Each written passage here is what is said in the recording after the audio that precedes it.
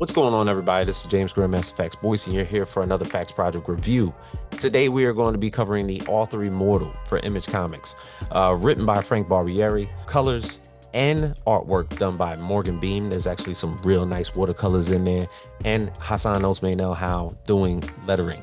Now, we get to this particular protagonist by the name of Hector Ramirez, and he seems very anxious from the moment that he wakes up, because today could be an opportunity that could change his life for the rest of his life. His girlfriend, Shiela, who's his pseudo manager, is very excited because they are both going to have a meeting with probably one of the most accomplished authors of their lifetime by the name of Deborah Lockwell. And this meeting is either going to be like a formality because he's thinking that he's going to meet with a bunch of lawyers, or this could be the start of like a business ordeal to where he may be getting his writing career off to a fast track, because Hector is a teacher and he has an obsession for the theory of writing by a particular author by the name of E.L. Vossler. And E.L. Vossler is like a fantasy writer. Deborah Lockwell, I'm going to say that her storylines are more so reminiscent of like Harry Potter books. But E.L. Vossler is a very interesting character because for the time being of what happened to him, he took his own life, but he disappeared. It's almost like nobody found the body. Hector is obsessed with E.L. His accomplished teachings of his writings are basically his life's work. It's pretty much been his career for so long. And it's something very haunting about the fantasy series that E.L. Vossler took upon, because it seems as though throughout the singular pages throughout the book, it seems that anybody that reads his book ultimately might get sucked into the book by an entity of some sort. When he meets with Deborah Lockwell, he gets offered an opportunity that he never thought was going to happen. Of course, this comes to the glory of his girlfriend, Shiela. The first person that he wants to tell is his son, Al, which is short for Althea, which is a character from one of E.L. Vossler's books. And go figure, Al doesn't necessarily like his full name being called. Al's having a little bit of trouble at school. His mother is very sick. And to be honest, him and his dad don't have the best type of relationship. Although his father, Hector, just got offered $1 million deal in order to help co-write a particular series of books, which are retellings of E.L. Vossler's books. So already, without even acknowledging it on the agreement, Hector is a little bit skeptical of this deal and how it's going to move forward. But Shiela is very gung-ho about this. She wants him to basically take on the role. But the thing is, Hector has to go to London.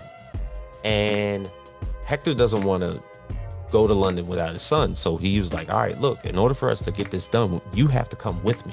They get to London. The whole point of being that Deborah sent him here is for him to study E.L. a lot more, but more up close, because it's literally in E.L. Vossler's library. So all the writings, or better yet, the unreleased writings, the compositions, everything that's pretty much gone along that more than likely Hector has never seen, is all right here. But his son, is toiling around with the place, and the place has been empty for decades. And he falls behind a bookshelf that collapses onto the floor. He blames it on the bookshelf. But behind this bookshelf is a walkway. Now, in the early pages of this book, we saw a young E.L. Vossler at the moment that he was taking his own life. You see an illustration, or better yet, a painting on the wall of his daughter, Althea, who Hector's son is named after, Al. And he tells himself, and what I'm thinking is that Althea was taken away by this entity, is fallen trapped by one of his books, fallen trapped by one of these fantasies that E.L. conjured into writing, and took his own life so that he could join her.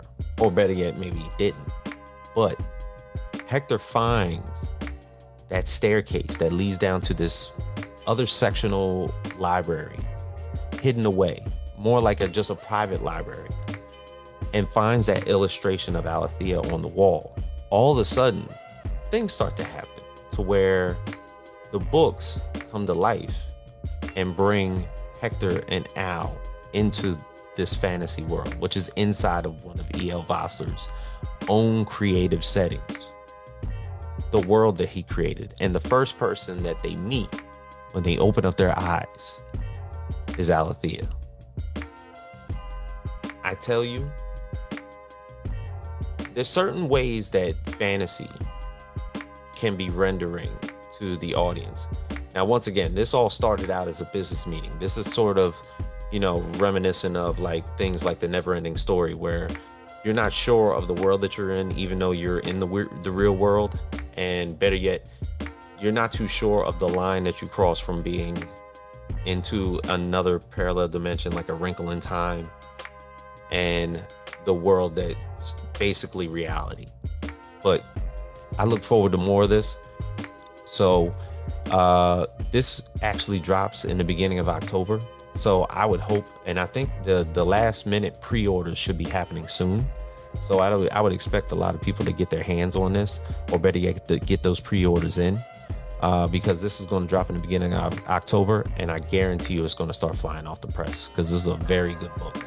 All right, so for everybody here at the Facts Project, we will see you here next time on the channel.